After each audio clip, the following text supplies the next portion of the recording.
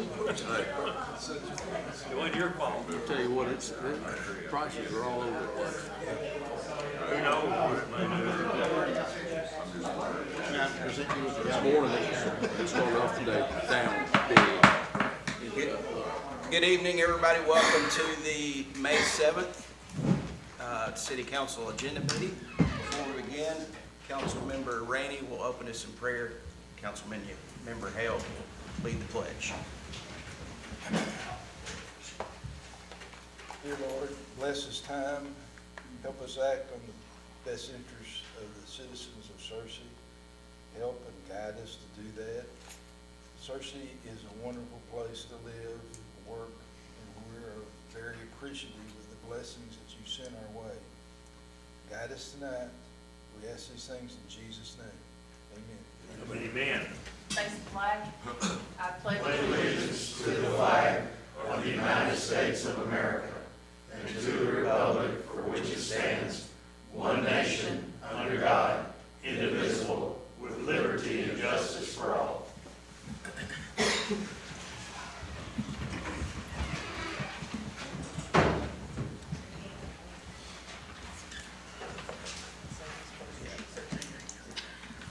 We'll call the meeting to order. Would point out one item that did not make the agenda, but it is in your packet. It is an ordinance slid between 24 and 25 for the Patron Mexican Grill to be considered after their public hearing on Tuesday. All right. First on the agenda tonight is Mr. Chuck Niementowski to tell us about the Humane Society expansion project.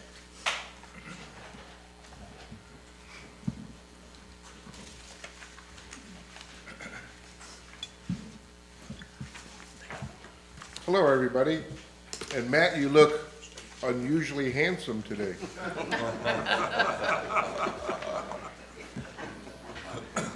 I hope the mayor's going to watch that. As mentioned in the last several quarterly reports to the City Council from the Humane Society, we've been working and developing a plan for a shelter improvement. And it includes an 1,800 square foot addition and costs to equip the addition, because we have to put stuff in there. And the move of the storage buildings, which are going to be required to be able to do this addition. This addition will address several issues such as poor cat containment, weather-related problems that affect adoptions, providing space for adopters to meet and interact with pets, insufficient and poor food storage, overcrowded offices and adoption space, and problems with our laundry over the years because we've been using commercial washers and are continually having trouble with those. So we're looking at, I thought they'd be called commercial, but I've since found out, and Steve corrected me, they're actually called industrial washer and dryer. And this whole project will just provide great improvement for now and in the future. We've been working with a local contractor, commercial contractor. The quote for the building addition is $216,400, and the non-building costs are at $102,000. So the total project is $318,600. The non-building costs include the industrial washer and dryer, which combined cost of $21,000. Required storage buildings move and concrete pad at about $45,000. Video cameras and screens, extra ones required, $8,000. Cat containment kennels, because anybody who's been out there and see the little stainless cages we have are just really inadequate. I know David's been out there and seen that. And then desk shelving and furniture to put in there, $7,000. Computers, copiers, wiring for the internet access, $4,500. And that may change as time goes on, and among these costs, we maybe even have some savings in there. We're proposing that the cost of the project be shared 50-50, partnered with the city, where the Humane Society donors pay half, and the city pays half. So that's roughly, rounding off, $160,000 each. In the meetings with the mayor, Richard Stafford, Will Moore, Mark Lane, and Jason Neer, we found out that we would need to have a commercial rated architect to detail the building part of the project. We have found out that that may cost us another $20,000 above what we've already spent. And we have very good drawings and everything, but it's not a commercial architect. So what we're really here for is that we're proposing this to the city council to at least obtain a good faith approval to proceed further before we spend the $20,000. Sort of gets circular because you can't tell what the costs are going to be until that's all detailed out. We added the intake room in 2015 for animal control SPD, and there were 6 kennels added then. With a 50-50 sharing project that had a total cost of $150,000, and that worked out real well. And then in 2019, we built the second outside kennels that added another 12 kennels. It's a pavilion-style building, works just great. And that project was shared with the city. The total project cost was $65,000, so it was $32.5 each. Since a little history, since 1994, the Humane Society has funded and constructed the original building, the 2 outside kennel systems housing the 24 dogs, the 3 outside exercise and adoption yards, the front of the shelter improvement, and the parking lot and drainage improvements. And that was funded by Humane Society donors. The shelter is on city grounds, and although outside the city limits, so the city, it's a city shelter. So thank you for your support in the past, over the last 32 years, and we're hoping you'll support us on this, and thank you for your consideration. So attached to this cover letter, which is pretty much what I just went over, there's 4 drawings there. And these are mini-sized, so it's easy to handle. So you have an outside look, an air look, a current layout inside the shelter, and the last one is the proposed. And the addition part is highlighted in yellow. Now we also have large full-size drawings, which if you want to look at it further, it's really detailed, and you can certainly read it, where I don't think you could read everything on that small drawing. If any of you would like that, just let us know. We have a few here, and we can get you more if we run out. So that's our proposal. Any questions? I have a comment. Chuck, over the years, the Humane Society has done a job that we probably couldn't have done as well as you've done it. It saved us a lot of money in the meantime, you know, as you went along. I, for one, appreciate everything that y'all have done and continue to do in that line. You do a great job. Well, we have a real good group and membership. And I, for one, would like to see us participate in it. Great. Chuck, I think y'all done a little bit of mathematic error in the last sentence of your letter. You say the last 32 years, and I was looking on your logo, it says since 1991. I did a little bit of math, that's 35 years. You're right, except 35 the years. shelter wasn't put in and built till '93. or whatever, I had it on here. My question would be for the police chief and the major back there in the back, that if it were not for the Humane Society and we had to operate the animal shelter just strictly city through the police department, do you all feel like y'all could do it adequately for the budget that we budget each year for it? Or is their help not a tremendous a help, as Mr. Brewer just said? I think I'll echo what Mr. Brewer just said. Well, Chuck, I for one echo what Mr. Brewer said. Since I've been associated with the city government in 2011, y'all have partnered with the city and done a tremendous job, in my opinion, and we couldn't do it ourselves. So I'm fully supportive of y'all's request. Thank you. I want to add just that we can actually do it much cheaper than any municipality because we have so much volunteer work, you know, so many people helping. And unfortunately, they wouldn't necessarily come and volunteer and do it for the city. Like, I don't think the police department gets any volunteers to do anything for them. So, you know, just as an example.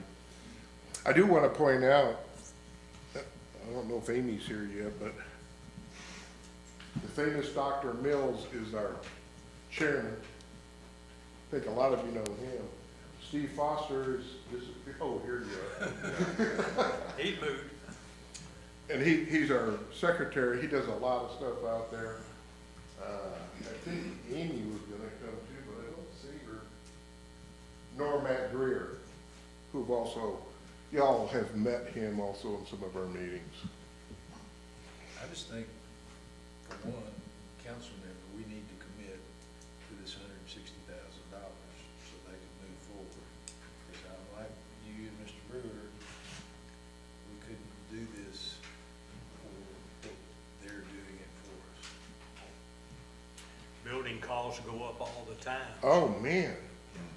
I mean, that intake room that we did in 2015 for $150,000 together, hell, that thing had cost double or more by now. I move that we move this to Tuesday night to make a formal commitment on $160,000. I'll second that motion, Mr. Clark. I do want to add that because of the commercial architect requirement and some other things, that they could inflate it over what we first thought it was gonna be. We run into that a lot, Chuck. That's what I told Steve Foster when he asked me about it. I just want the council to get on record to support this project, pay half of it, okay? All right, great. Any other questions? Thank you, Chuck. How was that for a concise presentation? Thank you all for what you do. Thank you. Next up, we have Darrell Welch with Ford Cersei, give an announcement on a grant.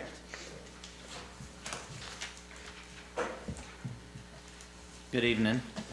Just wanted to give you guys an update. I know that previously we had discussed the identification of what we referred to as Forward Cersei Site 2, which was the second site that we wanted to develop as industrial prospect. And we applied for, the state had an economic development, site development grant program. They had $25 million that they had available for disbursement, and they had $64 million of requests with 61 different proposals. And January, they came to Cersei, did a site visit, and just this month we were notified that we received $680,000 to do some development work on that site. And so tonight we're basically just wanted to let you know that we had received that grant award, and then you'll have a resolution in your packet that we're requesting the approval to use those funds to improve the city's property. We just wanted to. This is the site out of the airport? Yes, sir. It's at Brantley Road, yeah, just south of the airport. That's good news. Yeah. So we move it forward.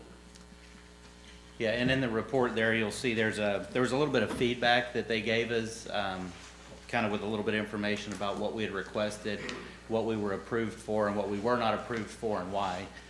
We did ask for about $850,000 to do some road improvements. They didn't approve any road improvement projects throughout there were $22 million requested for that, and the state didn't approve any of those. And then there was also, we had asked for the gas to be extended to the property, and they said because it was a for-profit company, they weren't, awarding any of those at this point. So we did receive money to extend a sewer main and a lift station, as well as to clear the property.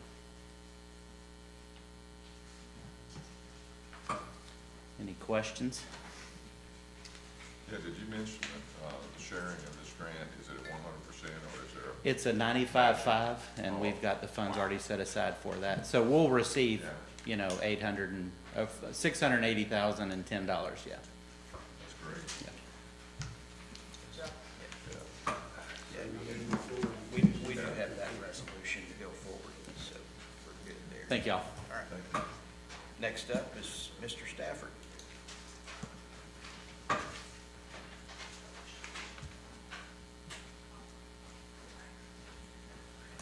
Evening, everybody. Bear with me. We've got a lot to talk about. Good stuff happening tonight. Get all my technology straight. All right, but before we begin on the other stuff, that stuff, let's talk a little bit about some updates and projects. Before we get to the bonds, we'll give you a quick update on the dog park and the Yancey Park projects. Fencing at both the Carmichael site and Yancey, you can see, has begun. You'll see the fence poles around the basketball courts as well as the dog park, so you can really kind of see, it's fun to see the dog park beginning to take shape as it kind of winds through the trees into the open space and through the pavilion. Is really cool. The new pathways over at Yancey that's got the Century Trail items and the Storybook Walk has been poured as well, so that looks really good. And then you can see that the new parking lot that's just south of the basketball courts is being formed, or has been formed, waiting on some concrete there. And then really all that's left at both is finishing up that parking lot, asphalt at the Carmichael, as well as, of course, the fencing, then some landscape work with the sod and such, and then, of course, then the basketball court surfacing and putting up the goals and stuff like that. So those two are really starting to take shape at those projects. Excited to see those. All right, so on the bond projects, so our Little Red Greenway connections, the tunnels, so everything on those three have either been submitted or resubmitted to RDOT for permit approval. So we're in RDOT's hands on all of those at this time. So we've gotten one that was resubmitted several weeks ago. So we should be hearing back, hopefully, the final approval on that one, which is the BB Caps one, anytime. Remind us where these So there's the main street that'll go between the community center site and the soccer complex, under Main, right there. And then there's the one at BB Caps, which will go, actually was planned to go kind of up between, or down between Casa Brava and the North Star, under the freeway there, or under the highway there. But we're gonna actually go under that bridge that's just close to Benton. There's a bridge there, and there's the elevation clearance is enough to just build like a retaining wall basically in a pathway, and that's the one that's the furthest along as far as review goes. It's the simplest and the cheapest, and so we're excited about that one.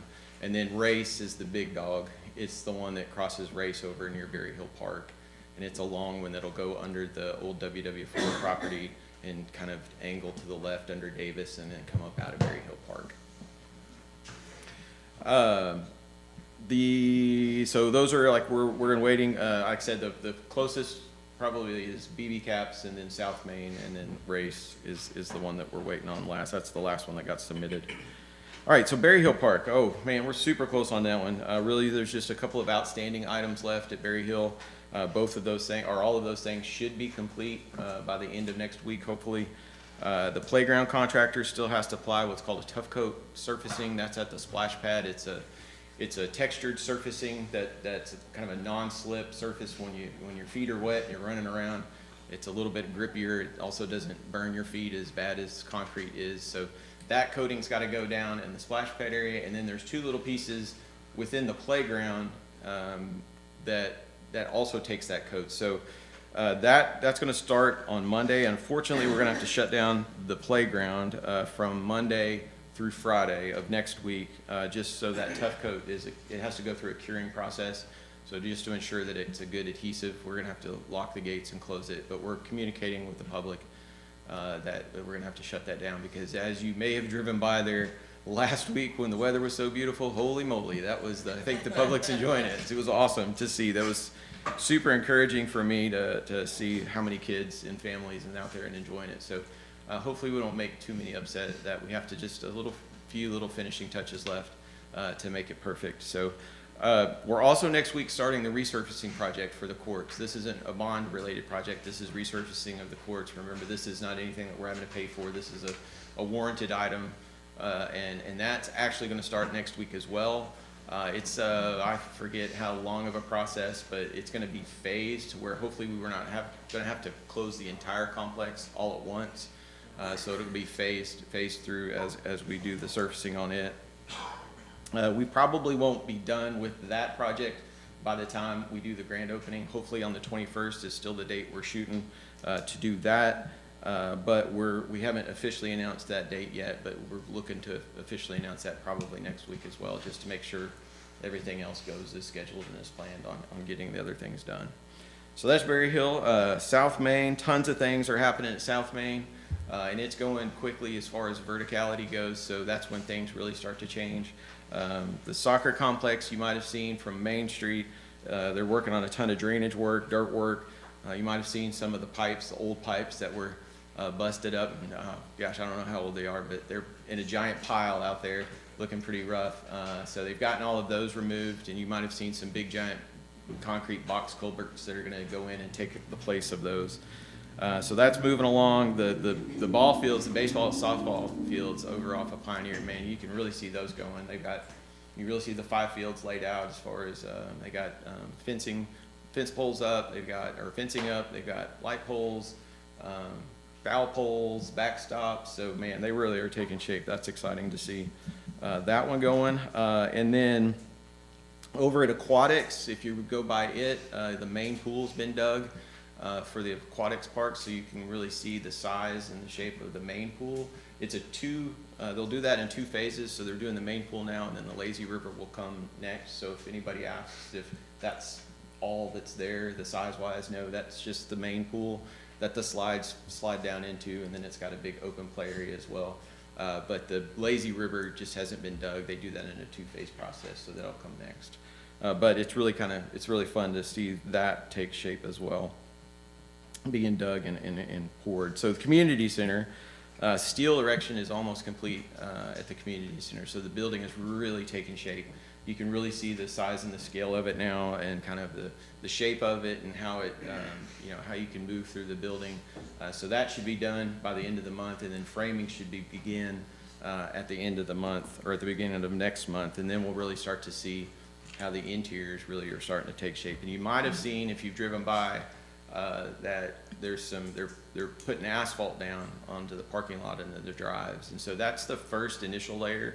I can't remember, I think it might be 2 inches or 4 inches they're putting down, but the 2 inches that they're putting down now, they're really just putting it down to kind of protect the gravel bases, but it'll also help keep dust down and keep the site really clean for the remainder of the project, because it's a little less than a year left still of contractors coming in and out. So that'll really help with the cleanliness of the project moving forward. And then once they get close to the end, they'll put that remaining 2 inches down, stripe it, and it'll look like brand new. So in case you're wondering, if you see the asphalt down, what that's about.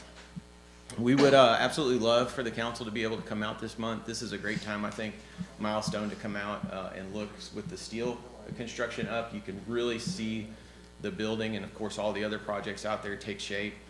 So we'd love to have the council come out potentially this month. We could obviously do it at our regular OAC meeting, but I know there was some conflicts that happened the last time. If we want to just maybe look at a time, we could probably communicate, either get with Lily or the mayor's office to communicate with y'all, or myself to communicate a date and a time where we can get most of y'all out there I think it'd be really beneficial and exciting. I get excited every time I go out there, so I'd like to share that with y'all as well, to get to walk under the steel and really see like the scale of it is impressive, and it's really cool to start to see it take shape. So we'll be kind of reaching out to y'all, if not tomorrow, maybe early next week, on trying to figure out a time that we could go out and look as a group out at the site. All right, so I have, before I get to Riverside Park, which I've got quite a few things to talk about Riverside Park, some exciting things that happened this week. And so I got a few things to show you. Before I get to that, do y'all have any questions on any of the other items? Or any of the other projects or anything? All right, well, make sure I'm getting error messages, which is never good. All right, so Riverside Park, the design of the bond project, or the grant project, which is the boat ramp project. If you remember, that is an RDOT grant, so we're actually having to go through RDOT for approvals for that one as well. It is nearly complete. We've hopefully addressed what should be the final comments of RDOT's and moving closer to bid on the improvements down at the boat ramp, so that's really exciting.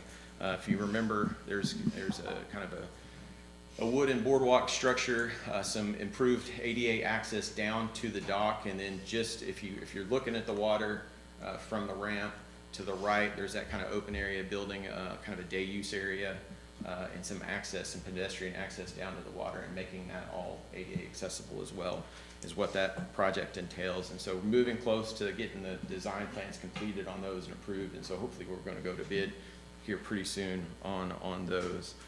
The other design portions of the project, last month y'all approved or nope, that's a different project.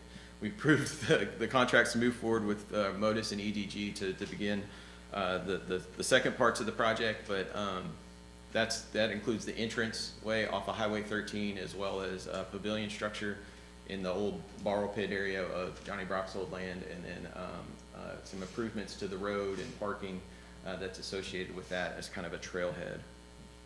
The trail's construction is nearly complete, or the first phase of trail construction, that 3.5 mile NICA loop is nearly complete. They lack like 2 areas that are where they're constructing boardwalks and bridges, and it's just really wet right now, and so they've moved actually off until the next phase of the loop, which is a 5-mile loop on the upper end of the park. And so just about close to having that 3.5 mile NICA loop, which that's the course I'm going to talk to you a little bit more about. But the NICA is it's Interscholastic Cycling League is what it is. And so to play off that, I met with Phil Penny is with Road Trails, our trail contractor, along with Mike and Damon with Parks Department out there, and we met the director of the Arkansas NICA program. And he came out, Phil set up the meeting to get him out there to look at that 3.5 mile loop that we're building, which said it's mostly done, minus just a few bridges and boardwalks that need to be completed. Just to make sure that number one, that the trail meets all of the things that would be required for a NICA event. There's a difficulty range. This is youth folks, so this is like 5th grade through 12th grade. So to make sure that it's not too difficult, but it has some challenges to it depending on your age. So we walked the trail system with him. That was really interesting and fun to kind of learn about what all that looks like. There needs to be zones for passing and all of that stuff. So we walked it to look at that. We also looked at things like, the logistics of hosting an event. Does Riverside Park lend itself well to host an event? And what would that look like? And do we have the option, or do we have the ability to host an event at some point in time? And so that was really an exciting meeting because one, he absolutely loved our trail. He loved the layout of it. He loved the difficulty levels of it, but he loved like how it was. I mean, it's a beautiful trail as it is, but he really thought it set up well for spectating, for all of the things that they look for. He said the setup of the park itself was really good. The open space down by where the borrow pit is a great space to set up for all of the parking that's associated that these events bring for the visitors that come. They set up these pit zones that you'll see with giant tents. They'll have vendors and a lot of those activities. And so really thought that was really good. He said, really, like, we're a perfect candidate to host one of their regional events. But he could see us actually hosting at some point in time a championship event, although Fayetteville's got a pretty good stronghold and lock on the state championship. But he said the layout is perfect for that type of event, and so as far as like size. So he shared with us a couple of things after the meeting the next day. He sent to me that I'd love to share with the council just about Nike and what I think is the potential for the park as far as, you know, the ability to monetize it, to use it and get some return on that as well. And so I'm going to try to, hopefully this works because it's not giving me the best of.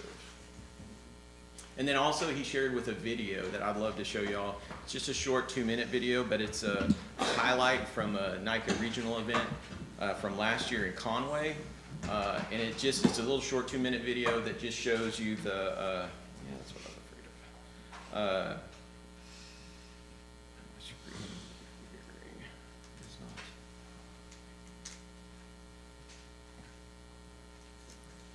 Hang on a second. I'm not on screen mirroring for some reason.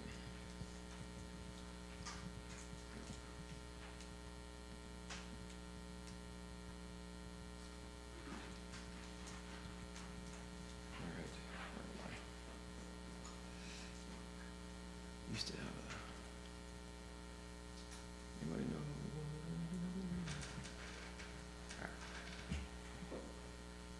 All right, I'm going to show you the video and I'm going to work on it while I do this about that because I can just drag you the video up because it's an extension, so what I want to do, it'll work. All right, this has some sound, but it's not going to blast us out of the room. Turn that one up. Ooh, that one is up. All right, here we go.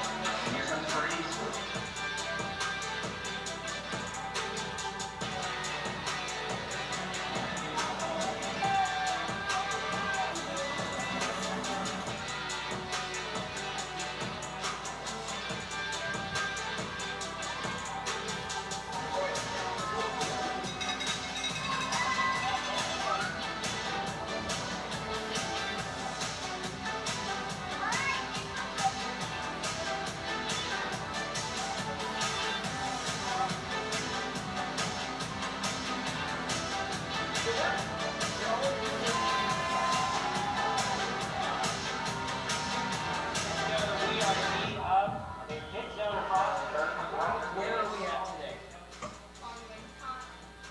Conway, Arkansas. Okay, that's good. They know where we're at. So there we go. We'll start there. Okay, they both agree. We're in Conway. I agree too. That's right. Conway Bearcats, the host team this weekend for the Mid-Season Classic in Conway, Arkansas. Got a quick question for you. How many years has Arkansas Nike League been in existence? I have no idea. No idea. I'll tell you the answer. It's 10. Imagine that. 10 years strong this year. It's a great day here today in beautiful Conway, Arkansas. Dry, dusty, and fast is what we've been told. All gas, no brakes. That's the tip.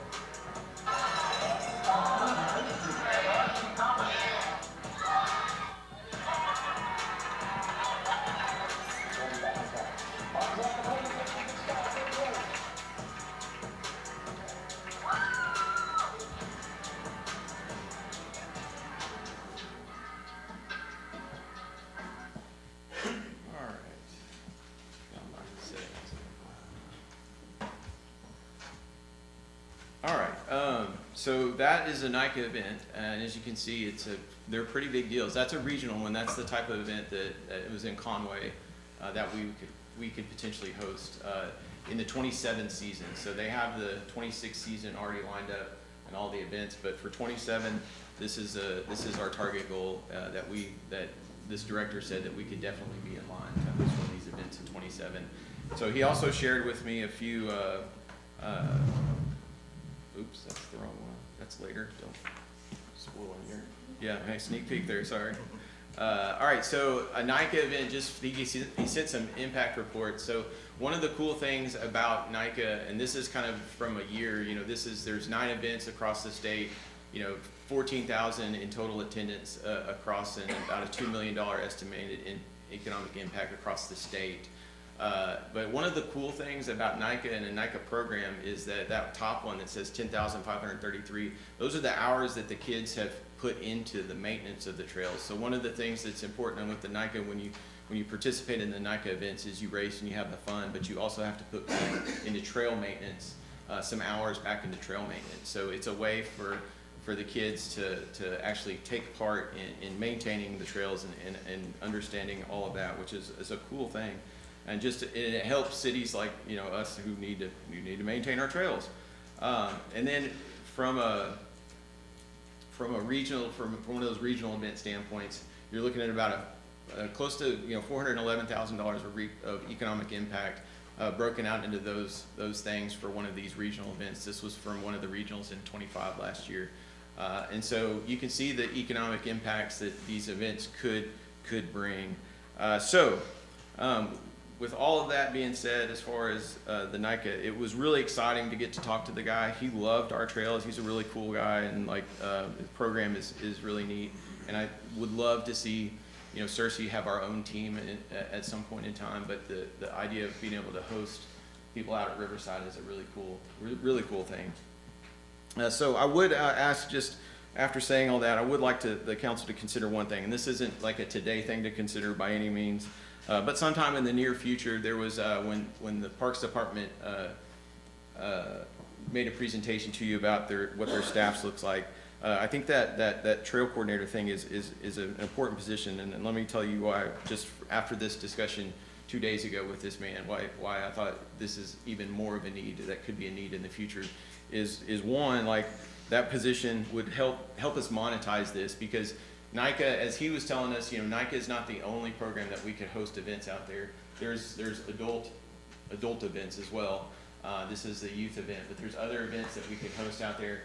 Our trail system is going to have 7 downhill mountain bike only trails, and so those are for what's called enduro events. So there's people that like to just ride up and then they ride down as fast as they can, and then they ride up again and ride down as fast as they can, and those are called enduro events. So we'll be able to host enduro events. And so being able to monetize the trails and the investment that we put in there, I think is just super important. And this would not be dissimilar to like what Damon and now Bill's doing with our baseball program, seeing that return on investment by bringing in these giant tournaments. Richard? Yeah. Help me with understanding the 26,000 on the transportation. What does that entail? I do not know. I had some clarification. I tried to reach out to the guy on a couple of questions, and I didn't get quite clarification on what the transportation is. I don't know if that's as far as transportation spent on like fuel to get there, or gasoline on public transportation, that type of thing. Yes, whatever. I was just having a hard time trying to figure out what that one was. Understood. I can see the others very well. They're gonna go to Double B's and fill up, get back home. That's right. I assume that's what that means, but I was not, I actually had that same question. Yes, sir. Thank you, Richard. We just got one vote. It's National Intercollegiate, or no, National, I think, what was it, not National, You said Interscholastic Cycling, National Interscholastic Cycling, and I think it's actually association is what the A stands for.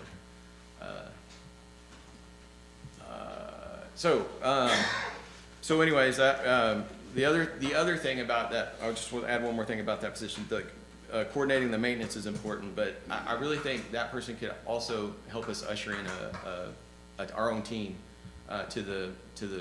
and I think with having Searcy schools, with having Harding Academy, and even Riverview schools, if we try to attach it to one of the schools, if we were able to host the team ourselves as a city, then I think that would open the door for all sorts of folks in the area who maybe don't go to Searcy schools per se, to have a team. So, I'm not asking for anything today.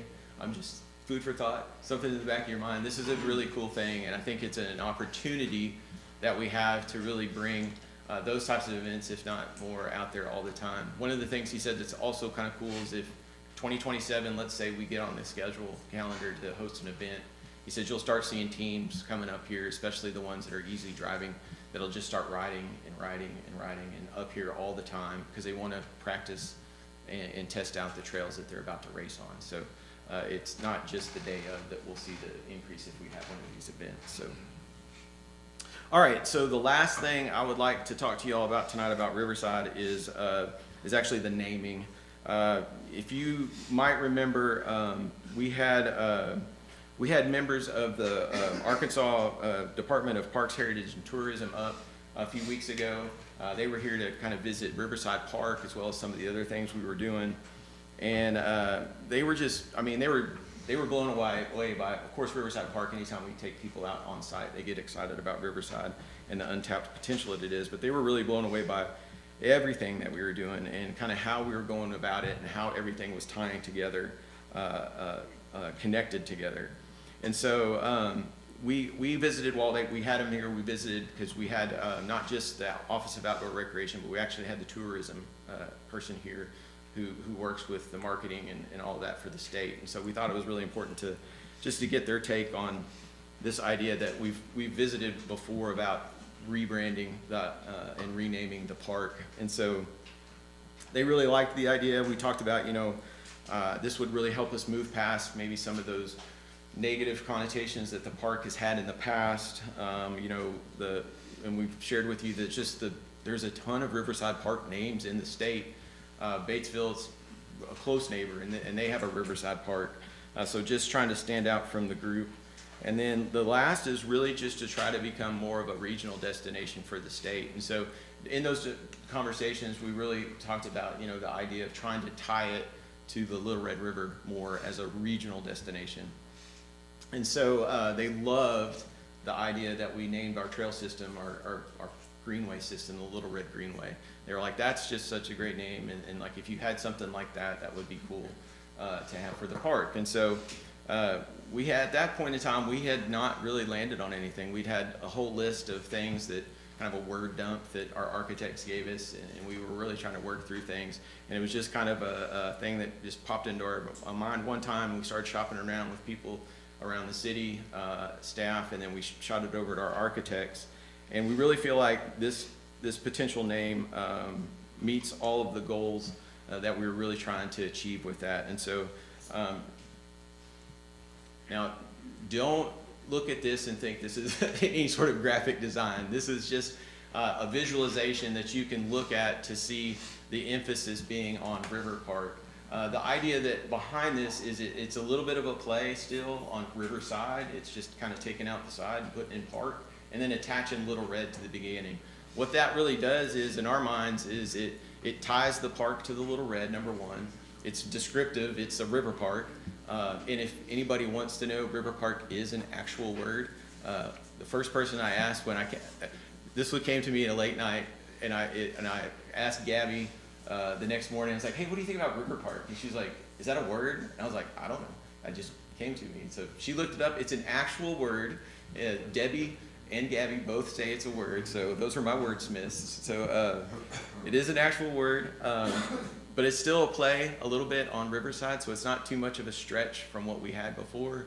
Like I said, it ties it to the Little Red, and then if you think about brand continuity, Little Red River, Little Red Greenway, Little Red River Park, I think it's all a really good story to tell and a connection through all of those things. So we decided, we all liked it, everybody we shopped around with liked it.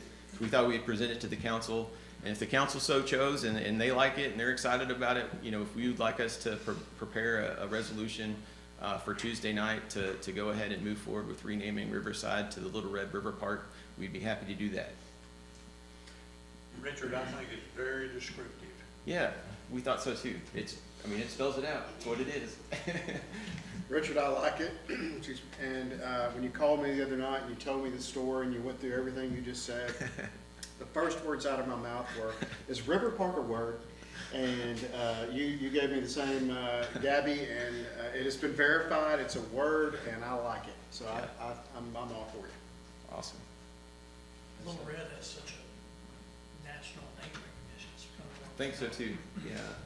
I think like it's important, I think, with what the state and the potential of the Little Red River as a whole for the state has, you know, grabbing that name and attaching it to our park, I think is super important. As kind of, it could be, you know, we could be the base camp or a hub of all of that activity in the region. Yeah, like, I've always thought it was the gem that we've taken, seized and taken advantage of. Absolutely. I like it. So we move it to Tuesday night for a resolution. Awesome.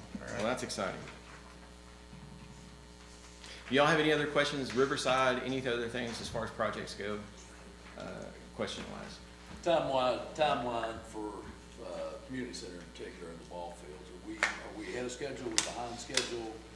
I need to say that at the beginning of every time donut. Yeah, we are tracking well on schedule. Right now we're nearing that point of the soccer complex, but we are still on schedule to open for the fall season. We're close, but we're on it. And everything else is tracking really good on schedule.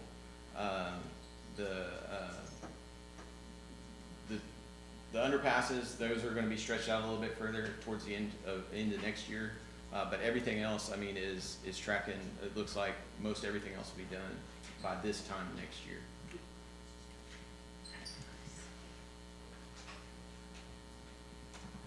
All right, and budgets too. Budgets are good too. All right, anything else? We'll move to the next item. Yeah, Yeah. that's why I'm just hanging out here. All right. All right, let me turn that off here. All right.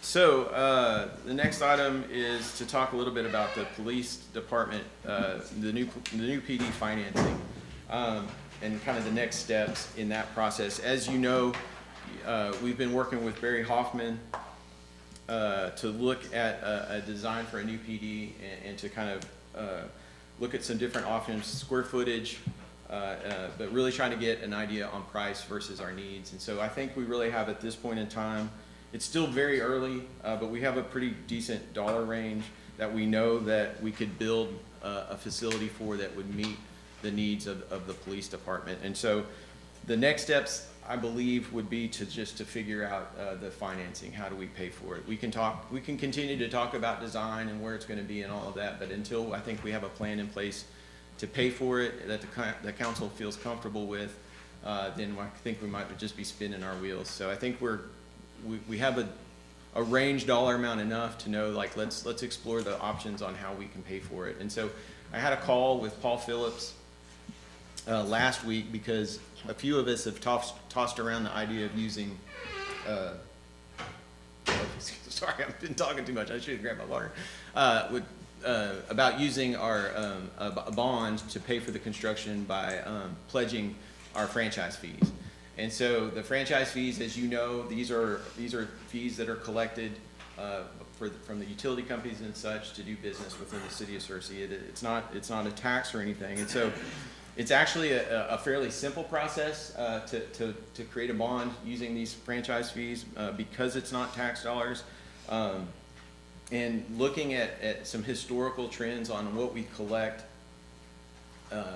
in the franchise fees, I think there's more than enough money to leverage a bond to construct the budget that we're looking at. So the next questions are kind of like, what are those final dollar amounts? And so what I'm asking the council tonight is for us to go ahead and get back with Paul and have a little bit more detail done as far as options go. You know, what does the construction fund look like? What could we afford of the construction dollars versus, you know, what could we afford to put into debt service from those franchise fees on a yearly basis? Because as you know, those franchise fees just come into our revenues just like our taxes do. They just dump into the general fund as revenues and they get spent in our operations, general operations. So we would have to know that we're losing revenue money if we start paying to the bond. So what do we feel comfortable with putting towards a bond, and then what does that get us to a construction number. And so we'd like to get with Paul and bring Paul back next month. When I talked to him last week, he was more than willing to come back, put some numbers, hard numbers together, some options, and present that to the council next month on what that would look like, what we think that what that construction fund could look like, and what those payouts to the bond and the debt service would be as well. And then also hand in hand with that, Jason and the finance committee digging into the budget and kind of looking at, what our excess is now, what do we really feel like we can afford yearly to put towards that debt service, and that should give us, I think, a pretty good number of a proposed way to fund the PD. And then after that, I think our next steps is once we have an agreed upon plan, we have a plan to fund it, and we've established all that. I think the next thing I think we really need to do is turn to the experts. That's kind of what we've done throughout the entire process and all of the other projects we've done. So I'm going to just recommend that once we get that in place, we turn around and we're going to put out an RFQ. Go through that RFQ process to select a construction manager to work alongside Barry to really hammer down construction costs a little bit better, look at site selection, and really work with them to find out what's the best and most cost effective, but also achieves the goals that the PD needs and get the thing built for the police department. So with that, y'all have any questions or comments or thoughts? Good, appreciate you working on that. So Paul will come next month? Next month, yes, sir. I think he said he thought he could put it together pretty quick, so he said that next month would be doable for him.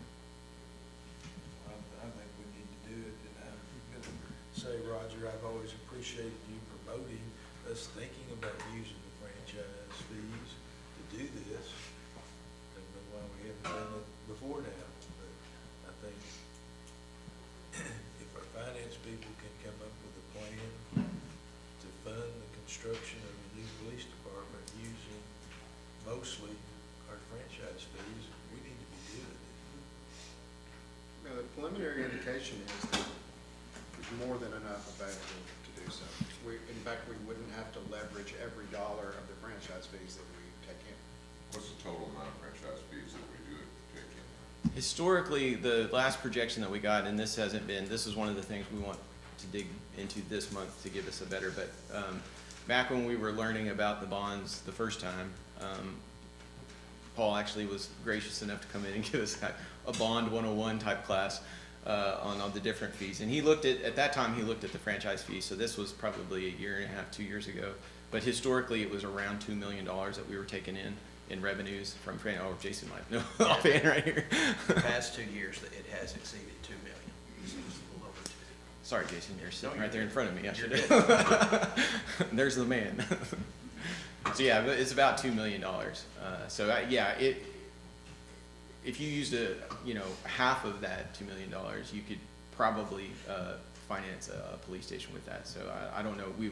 Paul, that's the things that Paul's going to look at and see what we could do and when, looking at all of that. I'd be anxious to hear from you next month. Yeah. Awesome. Okay, great. Anything else on that one? Next. All right. The last item, I think, or not for me, actually it's not the last item, the last item in this session, I guess. Talking about some funding using our additional bond funds. The last few months we've had some discussion on some things that have come up additional, and the question has always been, can we use bond funds for those things? And I've always answered yes, but I don't know how much we can put towards that. And so, remember right, Will and I went down to Little Rock and met with Paul and just kind of went over the bonds, the status of the bonds, where we're at, how they've been performing and all of that. And so he gave us kind of a rundown of everything and handed it to me, and I've taken all that information and kind of processed it and plugged in all of our construction numbers to date, and then anything that we don't have actual construction numbers on, any estimates that are outstanding. And I put all that together, and as of today, in those account numbers, we have about $3.4 million remaining beyond what we've promised to complete with the bond funds. And it's really due to two things. The first of which is we've done really well on our budgets. And so to this point, we haven't had any major cost overruns. There's not been anything that's just been majorly over. We've had few overages on our smaller ones, but not really anything of significance. And then we've added a few little things. We paved the west half of paved that west half of what will be Recreation Way to Pioneer at the community center. That was just gravel in that project and those types of things. So we've added, and the soccer lights as well. So we added those two things. So we're sitting at about 3.4 right now that we can spend. It's really though unknown what that final amount would be because it's collecting interest, and as that was over 18 months that we've been collecting interest, we're about halfway through. We don't know what the 18 months is going to look like because we're paying down, we're withdrawing, we're making withdrawals because we're building. And so that interest amount is going to dwindle as that construction account dwindles. So we don't know what the finish line is as far as what's available over and above what we've done. So we do have additional money there. And so one of the things I'd like to talk about tonight is we've discussed in the past the need for an additional 3 new baseball, softball fields, the turf fields, the Reelden 5 now, 3 additional ones to give us 2 Cloverleafs, which is 8 fields. So Damon, unfortunately, he's really mad that he's not here tonight, but I'm sure at some point in time y'all probably all heard from him about this need and this want and this desire for 2 Cloverleafs. But this idea that on the tournaments that it could bring in versus with the 5. And so he sent me a couple talking points I'll just share with you. Number one, like with 8 fields plus the existing 7 we have, that allows us to host a 105 team tournament, which he says is about 4,700 to 5,200 spectators per weekend. An 8 fields plus our existing would allow us to host an 84 team softball tournament. That's about 3,800 to 4,200 spectators a weekend. But the national, regional, and then World Series tournaments, the big tournaments, they have a minimum of 100 teams before we can even talk to them. So this would actually put us on the page to be able to talk to these folks to actually bring in like a World Series or a large regional or a national tournament to Searcy, which would, I think as y'all know, would be really a big deal. So building these 3 additional fields would allow us to do that, and as y'all know, it would be a pretty big return on investment. So to build another field or 3 additional fields, it costs about $6 million, and we're talking to you now because now is the time to do it. We're at this stage in the construction process where if we don't decide whether or not we're going to do this now, contractors are going to leave, and it's going to cost us a lot more to do it later at any point in time beyond basically now. I would like to propose to the council a plan here to move forward with building these 3 additional fields. So as well as 2 other things. One would be an additional parking lot over west of the soccer complex that would be entered off of Main Street. If you remember in the layout in your head that we've presented a million times, there was 4 fields there was 2 on top of each other, right? Well, when we got into hard design, we had to shift those fields up out of the drainage. So now there's 3 fields and 1 field all the way up to Recreation Way. What that did was it moved the complex a little bit to the west, which means that far east parking lot is a long haul to get to the western side of the complex. So we had the engineers design us into a parking lot to accommodate for that extra length.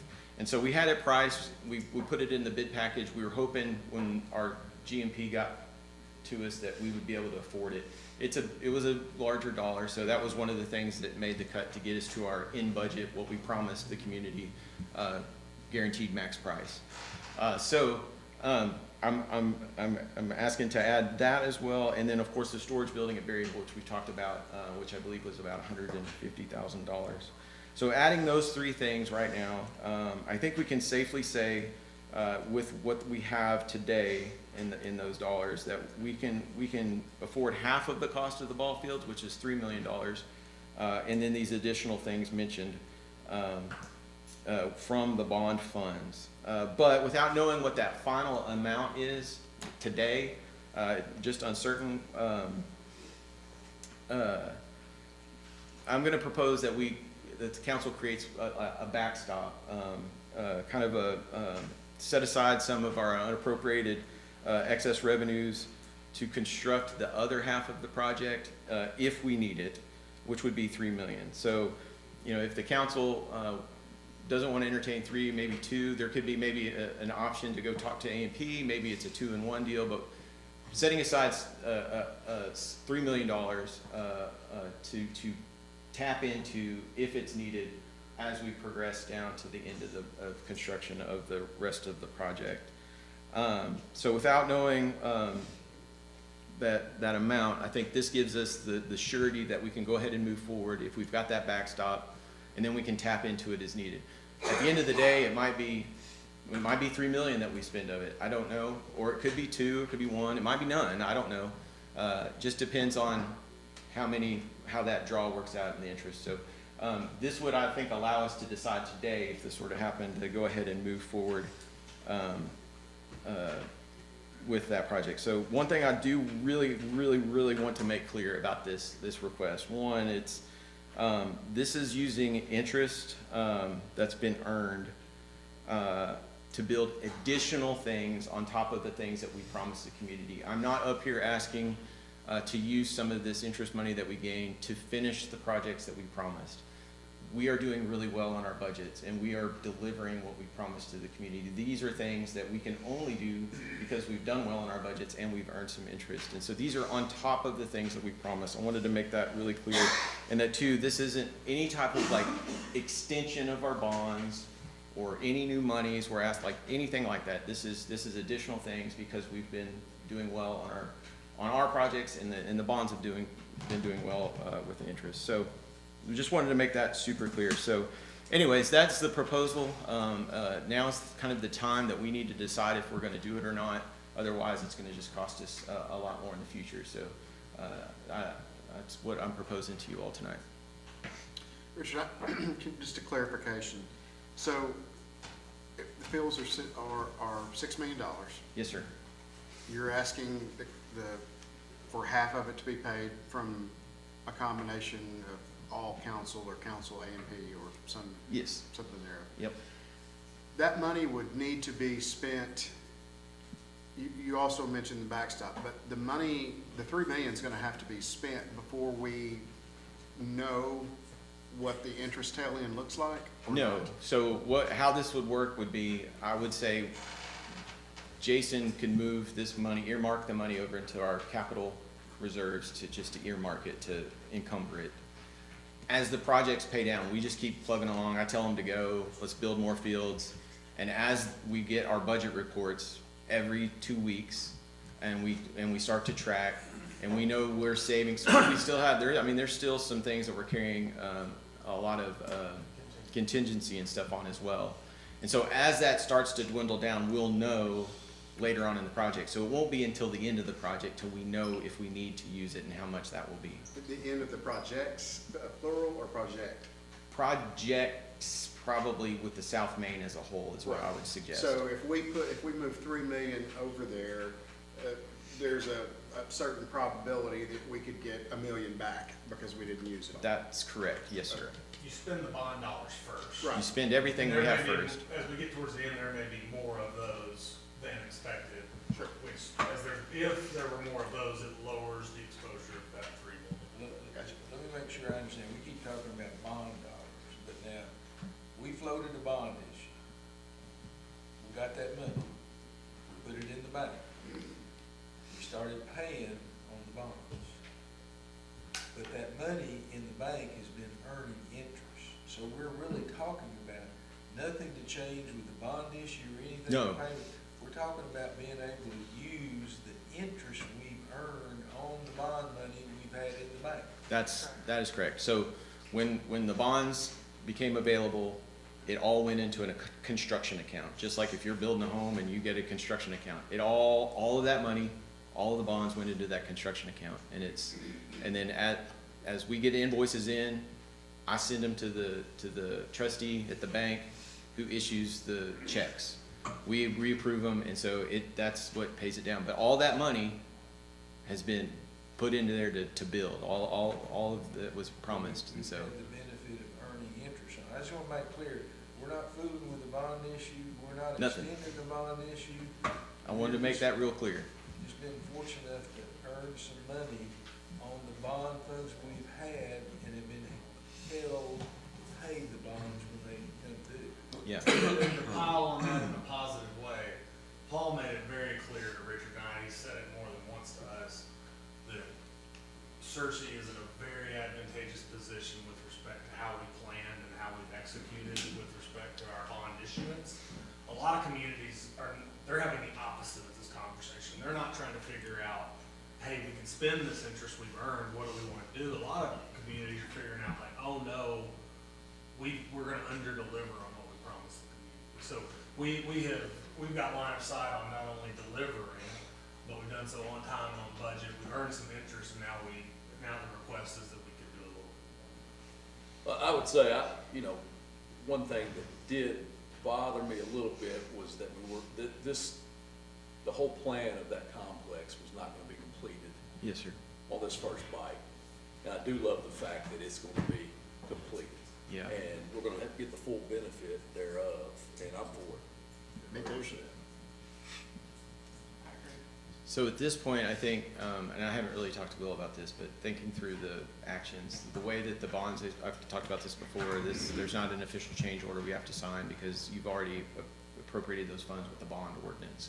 What will happen is on the bond, or the budget ordinance, sorry, it would be moving that money to those dollars to transfer over. But if and when the time comes, I just will assure you too, because it is spent at the last, it'll come back to you to say, I will present, hey, we need X amount of dollars to finish the project, and then that will be a council action to appropriate those dollars to pay the contractor to finish the project, so. And all the change orders are within the statutory limits, all the things can be done with the contractor, so. Yes. Like, I don't expect there to be any challenges there. Mike, on the finance committee side, you sit on, are you comfortable? I think so. So what do we need to have ready for Tuesday night? It will just be in the in the budget ordinance, to move $3 million over, just to encumber it, to say, we spent this money, but it just sits there to hold it. We don't have to have any official action until the contractor on site that we're gonna build 3 more vehicles? No, sir. As long as, The ordinance that the citizens adopted allows for the expenditure of these funds on these projects. the only time I would have to come to the council to approve a change order would be if I can't pay with the bond funds. If there's something that, if we run out of bond dollars, and I'm like, which I'm not gonna do, people, I'm never gonna come to that, except for maybe talking about this additional ball fields. That would be the only time there would be an additional action needed to a change order, is if we're using additional monies outside of what was promised in that bond ordinance. And Paul's gonna be able to explain all of that to us when he comes. Yeah, if Paul comes to talk about the PD, if you got any questions about our current bonds, he'll be super happy to answer those as well. Give him a heads up, we might. Yes, sir, absolutely.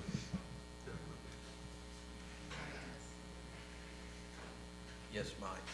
And just to mention, the reason we're trying to push this so quickly, as Richard mentioned, is we're probably gonna be saving anywhere between $600,000 and $800,000 by the group not leaving and then coming back. So this is kind of do or die time right now. The contractor had mentioned that while he's on site, it is going to be Yes. less expensive on the city to do it now as opposed to doing it in a phase later, right? Yes, absolutely. That's the dollar amount that Mike's mentioning. If they have to leave, then that's pretty much the difference of having to remobilize them back to the site, and do it again, so. Damon's texting me the whole time, so. I told you. He was really mad he couldn't be here. Probably good. We could just keep him back. Yeah. Anything else on that? Let's move it forward. So So for Tuesday, you want me to put 3 million on the budget ordinance for the transfer? Okay, all right, we'll get that on there. Next on the agenda is the trail builder. One more for me, I think, for now. I'll be back. One more for now. This is, we put out RFQs. I think this is maybe 2 in a row that we've had a council member select to be on a committee that we only got 1 response on an RFQ. So our trail building company this is the grant, the parks grant that we got to build the soft surface trails around town. We got 1 response in from our RFQ, and that was Rock Solid. Let me get their official name. Rock Solid Trail Contracting. This was the group that we worked with the Arkansas Parks and Rec Foundation to put together the master plan that they covered the cost of. Rock Solid was the folks that put that master plan together, and so they're the only ones that turned in an RFQ, but they are the ones that did the master plan. So they would have a good shot at it anyway. So there wasn't any other ones to approve other than just approving the one that was turned in. They're a good one. They did our master plan. We're excited to work with them. So. Will that just be a resolution Tuesday night? If there was a choice or y'all can reject them if you want, but tonight would just be to select them. We'll get with them. The mayor will negotiate a contract. This is to give the authority for the mayor to negotiate a contract, and then we'll bring back the contract hopefully next month to officially get them on board with a resolution. I guess if we want someone to do it, then. Yes, sir. Okay, let's go. All right. Thank you, Richard. Next on the agenda is number 7, the tracking systems in use by the city. Mr. Lane. Y'all all got the little short sheet I put out. This is about our GPS and our roadway management program that we use.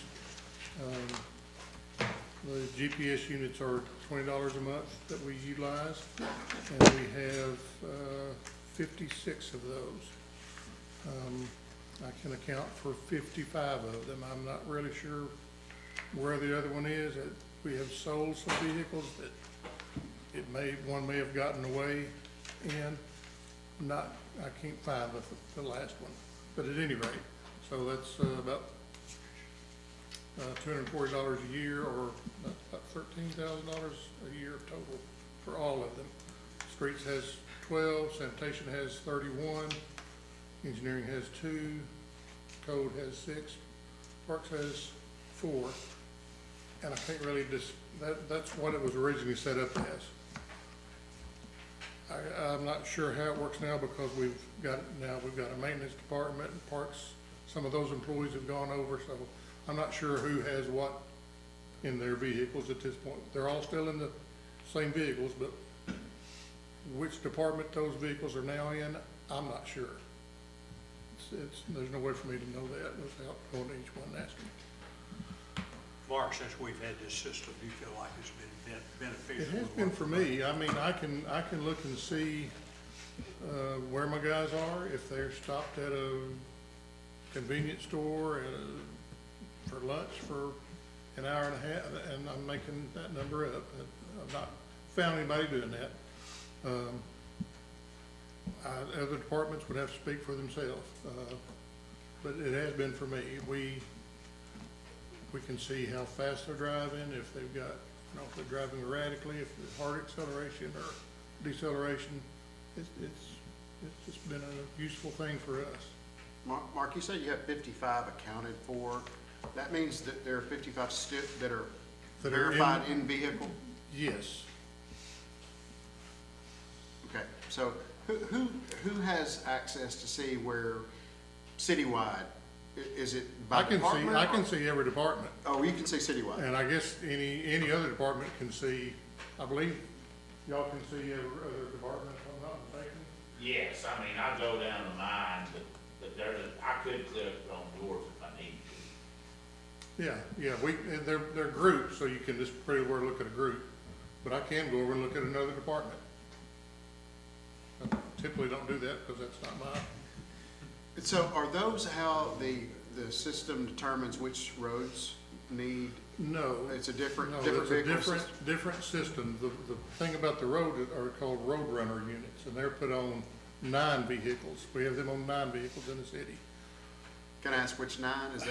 There are some on, I know we've got some on some street department trucks. I believe there's one, I think there's one on an old garbage truck. We opted not to put them on the police vehicles because of they say they're more likely to get knocked off in a high-speed pursuit. I think code enforcement had some. I don't ever see where those units are. I only get the data from those units as they're out driving in the daytime or at night or whenever. It'll pick up the information, and when it pulls into a location like the sanitation department has a receiver, gets in a certain distance of those and parks overnight, it downloads and then updates the system. So those 9 are separate from the 56? Yes, What's separate, different units. What's the price on those per unit? See, the others are 2. Well, that is combined in the roadway management software, so that's all rolled into the other number down at the bottom, it's 45,930. So there's no software involved with the GPS units? Well, yes, but I mean, it's included in the, it's all the same program, and you can look at different components of it. Included in the RFP, so. Well, the GPS tracking that you see on your screen is included in the RMT. Okay. Or it's included in the $20 a month. It's all one program, you see it all, but that's how they break it out. So GPS, so it's 13,440. That would be for 56 units. Well, that's part of the, if you look at the bottom, total package, 59,370. You can see the two So different numbers. So the road runner units plus software costs us $45,900. Yes.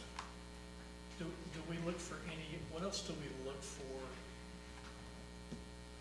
What kind of return do we look for on that other than like helping us determine what roads we need? That's the primary use of it, is to determine which roads are in bad shape and which ones are deteriorating at a faster rate than others.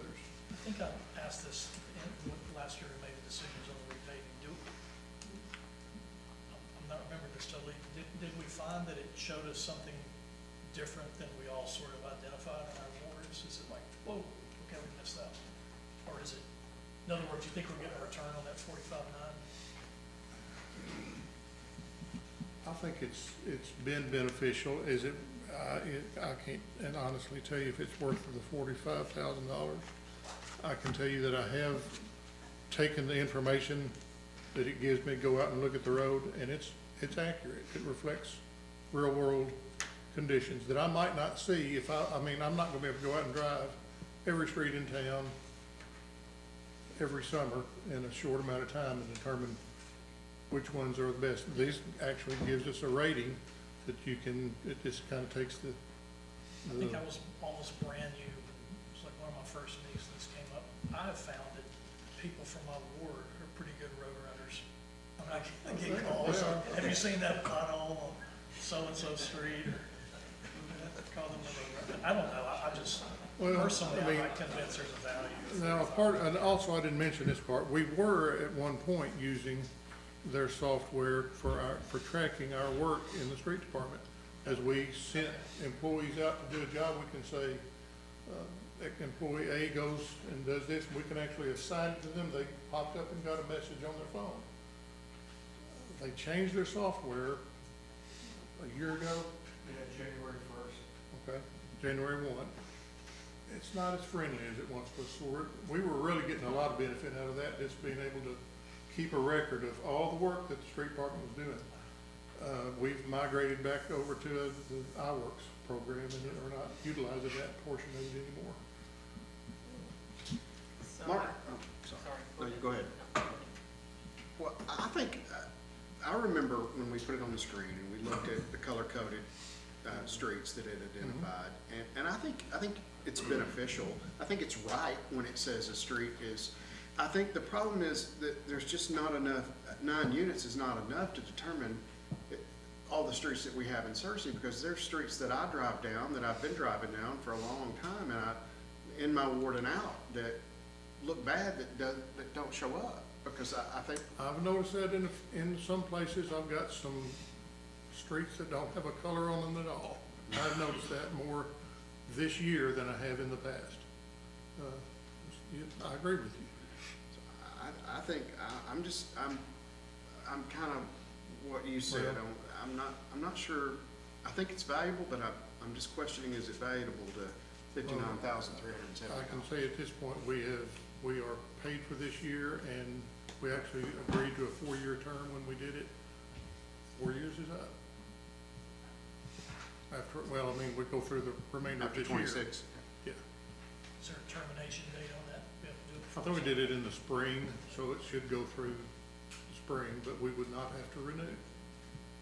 I think we've pretty well been obligated to renew thus far, but I don't believe that's the case any longer. But maybe we make sure we look at it this summer, and when comes time to do paving, and let's look, and that'd be a way to evaluate if we're Yes, getting our money's worth. yes, sir. I appreciate you keeping an eye on all this. Yes, thank you, Mark, for doing that. Any other questions for Mark on that? If not, we'll let you tell us about the traffic signal bid. We opened bids this morning. There were 8 companies who requested plans. We had one contractor show up with a bid. Actually, two showed up, but one was a sub for the other, and both had requested plans. Expected at least one other. We didn't get it. I understand he was looking for someone to do some of the concrete work and the enlarging the radiuses, and couldn't find anyone, so he didn't bid. But at any rate, we did open bids. The estimate we had from the engineering on that was $524,839. That was several months ago. We talked earlier, the costs are going up. That's all based on RDOT numbers that RDOT gets when they take bids. The latest revision to that, which was done today, just to check, was they would have revised their bid to $669,000. Well, our bid was $850,666.07. Oh my gosh. It's hard to tell with one bidder why that is. I mean, they may have been not needing the work. It may be that it costs that much. I don't know how to answer that, but that's the number that we got. So we can accept that, or we can back up and bid it again, but you never know what you're gonna get when you go the second time. You may not even get a bid, so. Is the location difficult? Is that I don't think it's too bad. There is a lot of traffic out there, and there's gonna be some work widening the radius on the northeast corner. I believe we were removing the concrete islands to allow for truck movements in there, so there's some hazard there. There's a lot of wrecks go on there, and they may have taken that into account. I don't know. Would you say that number again? I'm sorry. I'm sorry, 850-666-07. And the RDOT revision just recently was 600? They went back and they reviewed the most recent RDOT numbers that they put out for the last 12 months. And the number was 669,219.60. So there is a bit of extra money in there.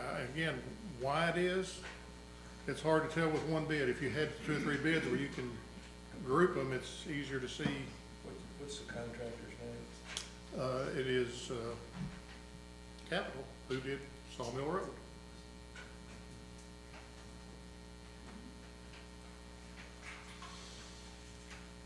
We gotta have it like that. Well, there is, and the thing is, I don't know if I've told anyone this, I've told the mayor, I know, I talked to RDOT 6, 8 weeks ago about lead time on getting signal poles. They're telling me that it's 28 weeks probably to get a pole. So we're looking at Christmas anyway.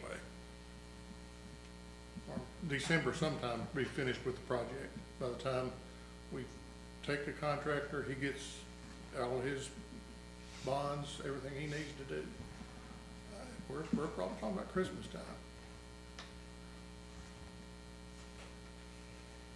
Well, I don't like this situation, but if we rebid, we don't know if we're gonna get any better bids. If Don't know if we you- rebid, we're 3 or 4 months farther down the road. And it is a dangerous intersection right now. It very much is. We had an accident with a city truck recently there, good dump truck. Hit someone who pulled out in front of him.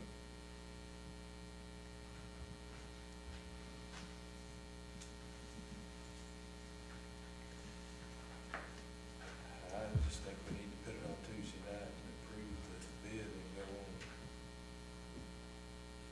But that's just me. Is there consensus to move it forward? I don't think we have a choice, really. Yeah. Okay.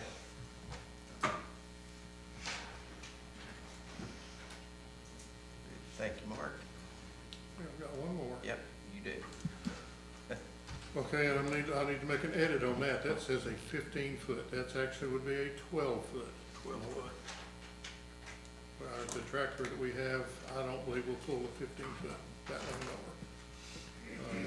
In a grassy area, 12-foot should be okay, but it's just not enough horsepower to pull a 15-foot mower. Still a bat wing though. Still a batwing though, yes. And this would be for mowing, the sports center area that's not gonna be developed yet, along Main Street, over along where the Ford Searcy site is. I think I've not driven by that recently, but I'm told it's pretty tall right now. And just something to take care of that. That's huge for it. Not sure what department it's going to go in. Street department has a tractor that can pull it, but it can go in any department as far as I'm concerned. Ms. Clark, I'd like to see you put it on the agenda for Tuesday night and put it in the budget ordinance. Budget ordinance, okay.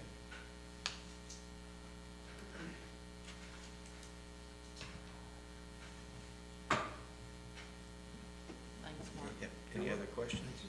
Mark, will that be assigned to the street department? We did not discuss that. We just, I think it was me and Jeff and a couple other people talking to the mayor, and I just said I would contact, I actually got that number from the New Holland Who has the dealership. tractor that is gonna pull it? What The street department has the tractor to pull it. The only other tractor we've got probably would be the air department, airport. And of course, they're busy mowing probably 300 acres over there. About a 70-horse tractor, best I And remember. it is a 70-horse tractor. Thank you, sir. Hey, Mark, is that the street department or, public works that has the tractor? It's the street department. Well, I'm confused. You're talking, we're buying a tractor? No, we're just buying a batwing mower to pull behind the tractor. Request for funds to purchase a 70 horsepower tractor for pulling a 12. That's not what mine says for we purchase a edited that. 15-foot batwing mower. So I don't have the right agenda. The original agenda came out, did say tractor. Yeah, I think it did, but that was changed several days ago. It's just a mower only. It is strictly the Bush Hog, or that's a brand, but rotary cutter. I don't think we could buy a 70-horse tractor for that. No, And if we can, I'll buy two I or wanna put my order in for 2 if you can. okay, we'll move that forward. Thank you, Mark. Next on the agenda is the A&P Commission's recommendation for reappointments. Move it forward to Tuesday night, sir. Who is the reappointment? The letter here says it will be I have it right here. Chris, Tanya, and Tanya. Jim House. Chris's term expires April 26th. Is there an executive session after this one? With the seventh. This Jim House is who? Do a background check. Jim House, Humphrey Roads. Over, okay. Yeah. He used to be on the, or is he still on, he's been on the planning. He used to be. You stepped out of that one. He's been on A&P for. Okay. So move it forward. Move it Okay. forward. All right, next on the agenda is the Public Educational and Residential Housing Facilities Board recommendation for reappointments. Move that forward. Okay. After that, we have the Planning Commission recommendation for appointment. Before David speaks, who's that? Richard. Amy Cox. Yeah. Yes, Amy Cox. So this is, Mike Cleveland stepped down in the middle of his term, so it was really close to the last council, meeting. We weren't able to get a recommendation for his replacement, but it replaces his seat. Amy Cox is who it is. She works at Harding. She's got an interior design background. She's moving into a role this summer actually with Harding that is gonna involve working with their long-range planning of campus planning and things. I mean, she's just really smart. It's a really good pick, I think, for the planning commission. She's very talented. So I was excited when she was, I was really excited when she was interested in it, so, because she would be a really good ad. It should be a good addition. Move it forward. Okay. Number 13 is a request to set a public hearing to declare 1618 East Brummett as a nuisance property. Move it forward, sir.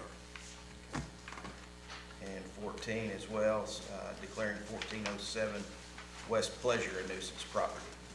Okay, move it forward. Can we just move 15 through 23 forward? I can do that if that's what you like. All the resolutions. Yeah. I've looked at them. I say we move all 15 through 23 forward. Okay? Sake of time, I agree. Then lastly, the three So, more. can I interject here? Yeah, one go second? right ahead. We have some guests here to give a presentation on one of the resolution items. So I would hate for them to come all the way from Texas. Absolutely. If it's okay. It's a really good presentation. We were here for other reasons as well, but. I mean, yeah, they've been hanging out in Searcy, like from Austin, so it's cool, man. Which one is it? So this is, the item number is, well, which one is it? 20. Yes, so this is our SS4A grant. As you know, that Kimley Horn is our lead design, or lead team on walking us through and preparing our safety action plan, which we hope that will lead to a large implementation grant at some point. The timeline for that wasn't, it's coming up this month? Like, yeah, so this was what the resolution's for, to apply for it. So we weren't ready to apply for that implementation. It was just too quick. And so what we're applying for is an added planning grant, which our team is going to talk about and update you guys on where we're at in the process of the safety action plan, if that would be okay. Yes. Sound like Okay. you're- yeah. Absolutely.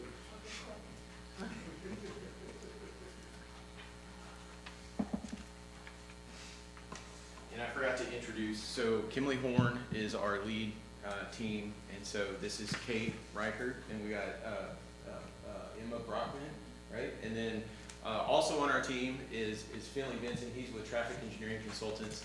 He is also on one of the other resolutions was we have our contract for the RAISE grant here, and there wasn't a Crafton Toll representative that could be here, but Finley is on that team on the RAISE project, as well as Bear is on our RAISE team as well. So we got awesome consultants in the house tonight. So sorry, I'll stop talking now.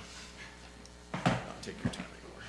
Sorry, we went fast. I thought I had time to prepare.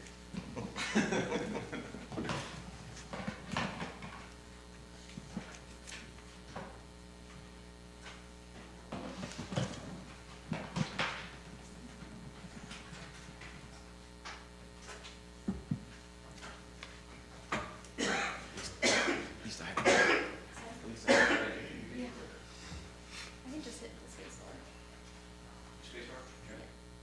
Thanks. Hello. Again, I'm Kate Reichard with Kimley Horn. TEC and Crafton Toll are also part of our consultant team. I just wanted to give you a quick update and overview of the safety action plan, what we've done so far, and then a little more information about the supplemental planning grant that we're proposing CERC pursues under the SS4A program.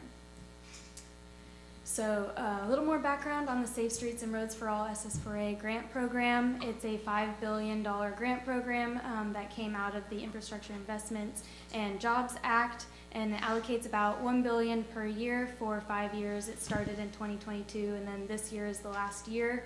And it allocates that funding for improving roadway safety. And all of the grants require a 20% local match. So in the past, CERC was awarded $400,000 from the federal government. With that local match, it came out to a total of $500,000 to develop the safety action plan, which we're currently developing. So the safety action plan and SS4A program is really based on this safe systems approach, which acknowledges that humans make mistakes, all road users make mistakes, and so we really want to try to figure out how we can build and establish a redundantly safe transportation system, not only making the roadways safe, but also the vehicles, the road users, not just the drivers, but also pedestrians and bicyclists, anyone else navigating the roadway, and making the post-crash care as safe and improved as possible to really try to mitigate any crashes and then mitigate the severity of those crashes when they do occur. So there's 7 components of a safety action plan under the SS4A program. There's first the leadership commitment and goal setting. So the next time that we'll come to a city council meeting to share an update, we'll be needing the council to commit to a goal to 0 fatal and serious injury crashes. That's a key requirement of this program.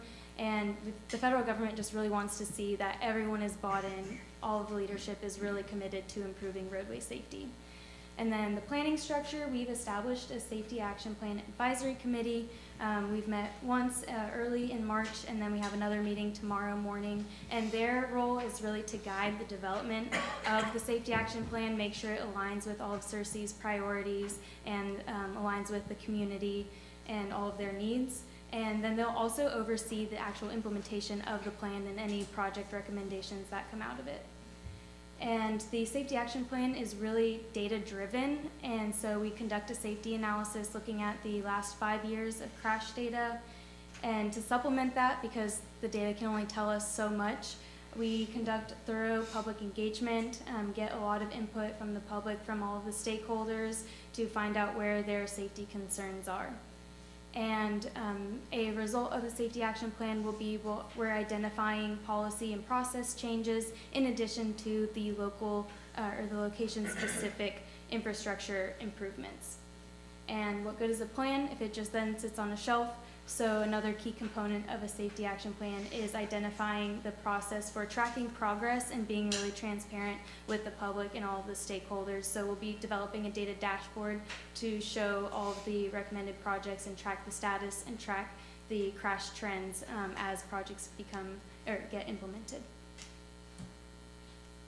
So again, for that leadership commitment and goal setting component, the city council's roles are to support the grant application that I'll dive into a little bit towards the end of my presentation, and commit to 0 fatal and serious injury crashes, and then ultimately adopt the safety action plan report later this year once it's complete.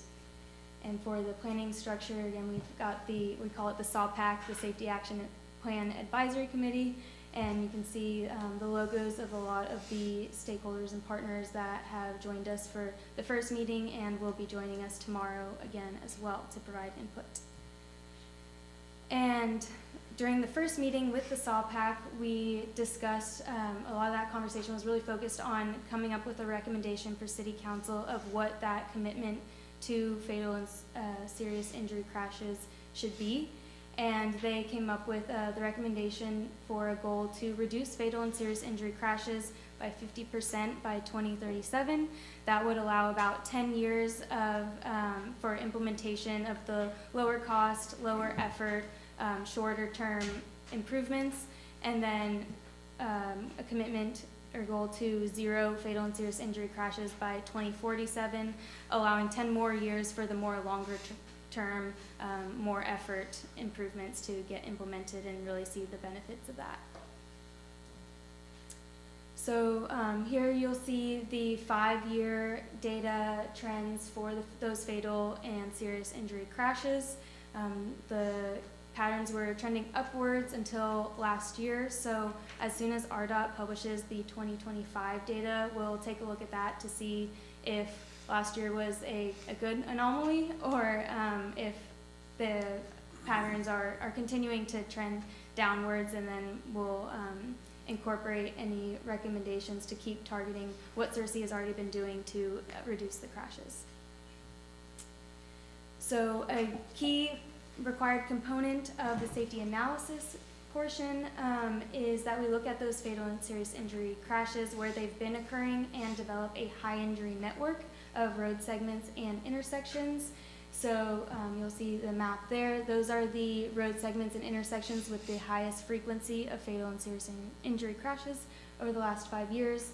And 86% of those fatal and serious injury crashes occurred only on 13% of the roadways, or the road miles. So you can see that a lot of them are really happening in just a few locations. And it came out to be about 1.5 fatal and serious injury crashes per mile. So for the public engagement component, we developed a public-facing project website, and you can scan the QR code or visit cercisafestreets.com to get more information about the project, see what upcoming events we have, as well as add comments to our interactive comment map. You can select if you feel unsafe as a driver, pedestrian, bicyclist, or if you do feel safe, because that information is really good to have as well, and then also provide any other ideas or thoughts that you have. And there's also an online survey that you can give even more information through. And we have 3 in-person public engagement events. 2 were just this past week. We had a little pop-up booth at the First Farmers Market and Chocolate Gravy Cook-Off. That was very successful. We had a lot of people stop by the tent and talk to them and gather their input, and we had little business cards with a QR code so we could direct people to provide even more input and take the survey if they didn't have time at that moment to talk to us. And then on Tuesday night we had the project open house, and later this month we will have a little pop-up tent at the Youth Baseball and Softball League on May 21st. And then we'll be conducting 2 walk audits and 1 bike audit closer to the summer, and those will be scheduled at a later date. So once we get all of the public input and stakeholder input, and we already have that high injury network developed, we will prioritize those locations using a variety of different criteria and factors. This is what our main discussion will be about tomorrow with the advisory committee, where we'll fine-tune these kind of weightings for the different factors. But we typically look at the crash data, a few different pieces of that, the number of fatal and serious injury crashes, pedestrian and bicyclist crashes, but we don't want to focus completely on just those fatal and serious injury crashes, because some locations may have a lower number of those but may have a high overall number of crashes, so we also want to prioritize those locations. And then we also weight the locations based on the number and content of the public and stakeholder comments, and then some general location data, proximity to schools and parks, which is often where people are biking or walking a lot, so we want to make sure to prioritize those for safety improvements.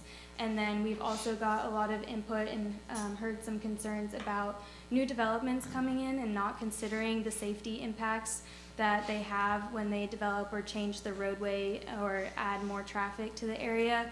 And so we want to score locations near those known and planned new developments so that we can take a more proactive approach to improving safety and making sure that when they do change the traffic patterns or roadway, that we're keeping safety at the forefront.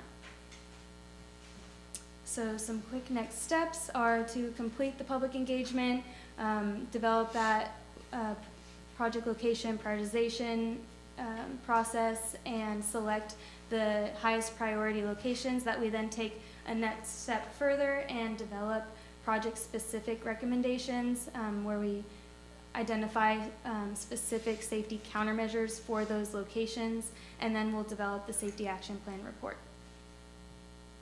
So now that you have all that update and the background of the project, this is really what the resolution is about, is for that supplemental planning grant application, since the safety action plan won't be done in time to be eligible for implementation funds.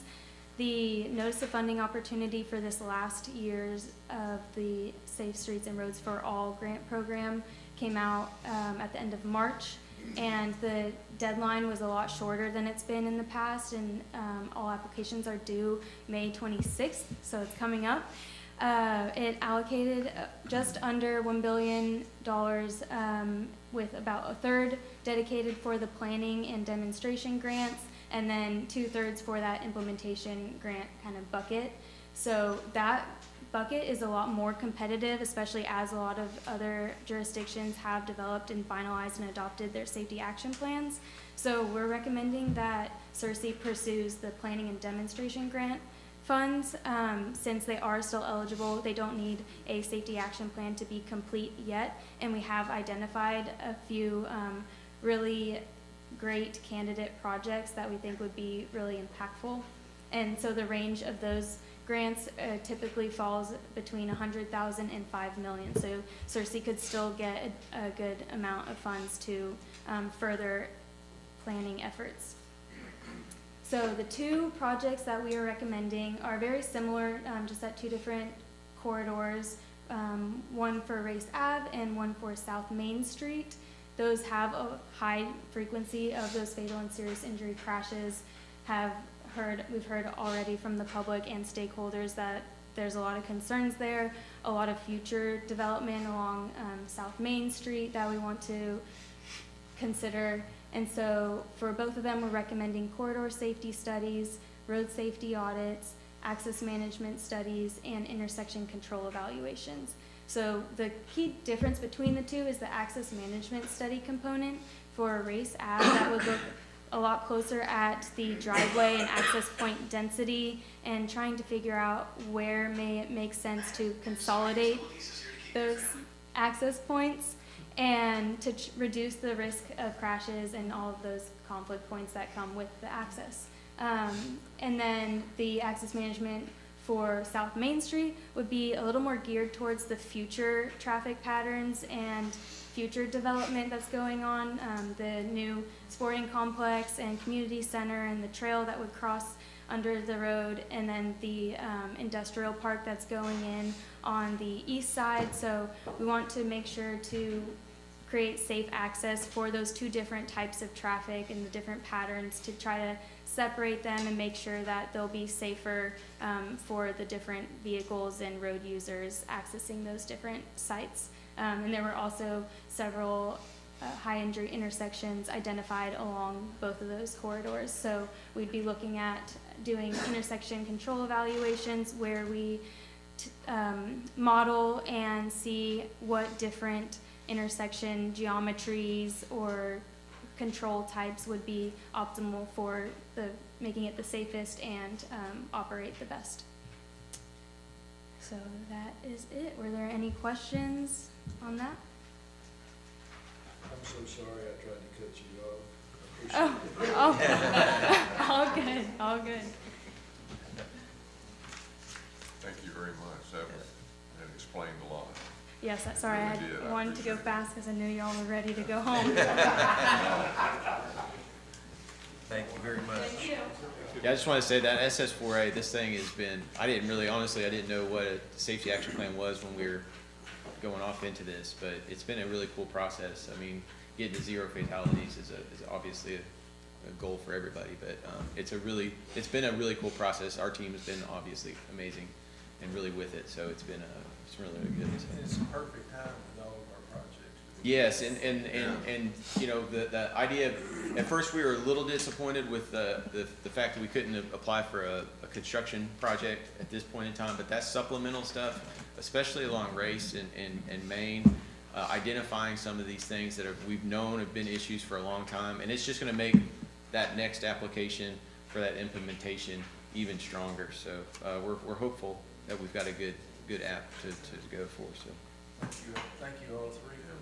Thank you all. yes, thank you. Mr. Clerk, Yes. with the council permission, I'd like to see us, if we could, skip down to item number 24 on the agenda.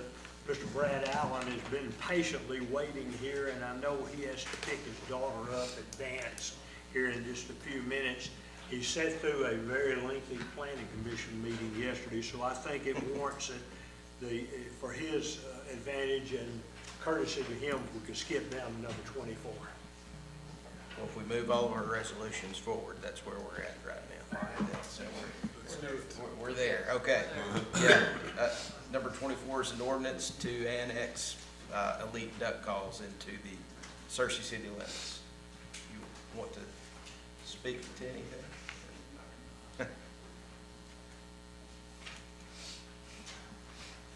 Thank you, Mr. Neer. I've been working with Brad on this project. We, yesterday at Planning Commission, presented to them a large-scale plan for Mr. Allen to construct a restaurant next door to his elite duck calls facility on East Line Road, which is just adjacent to the city limits. East Line is the city limits line. The Planning Commission also passed a recommendation to you all that if you were to annex it, it would come in as C4 zone, which is what all the surrounding area is and permits a restaurant. So we're excited about this project, and Mr. Allen would like to have sewer service, which requires him to be in city limits. So that's why this is before you. I'll answer any questions if you have them. I think it's good for Searcy. Me too.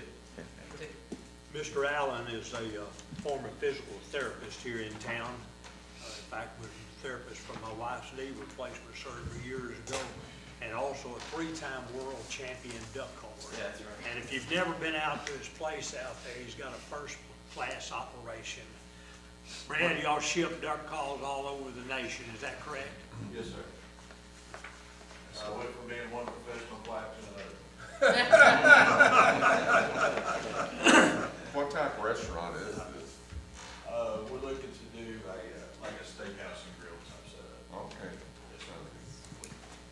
I had heard that it's gonna be patterned a little bit like the tamale factory. Is there any truth to that rumor? Well, that's a pretty ambitious goal. They have a really nice setup there. That's kind of what we're striving for, something of that type of nature.